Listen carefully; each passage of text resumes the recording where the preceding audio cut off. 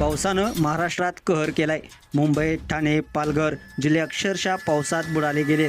Local ट्रेनचे वेळापत्रक देखील कोलमडले गेलेले आहे। चाकर माणसांचे हाल सुरूच आहेत। दुसरीकडे मराठवाडा आणि पश्चिम महाराष्ट्रात सोयाबीन कापसाची शेतं देखील पाण्याखाली गेली आहेत। शेतकऱ्यांचे डोळे पाणावले गेलेले आहेत। शेतकरी हवालदिल झालाय तर चाकर माणूस देखील अडकलाय।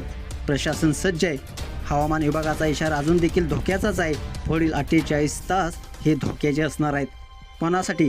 मुंबई, उपनगर, ठाणे, पालघर, रायगड रेड अलर्ट, तर रत्नागिरी, सिंधुदुर्ग, कोल्हापूर घाट परिसर ऑरेंज अलर्ट। महासागर केंद्राचा इशारा आहे। 3.5 ते 4.3 मीटर उंच लाटा उसळणार आहेत। समुद्र खवळलेला, वारे 60 किलोमीटर वेगानं धावणार आहे। मच्छीमारांना समुद्रात न जाण्याचा सल्ला देखील देण्यात आलेला आहे। नद्यांचं प्रचंड रौद्ररूप, रत्नागिरीची जगबुडी शास्त्री, रायगडची कुंडलिका, सिंधुदुर्गची गड व वाघोटन नदी धोक्याच्या पातळीवरून वाहत आहेत।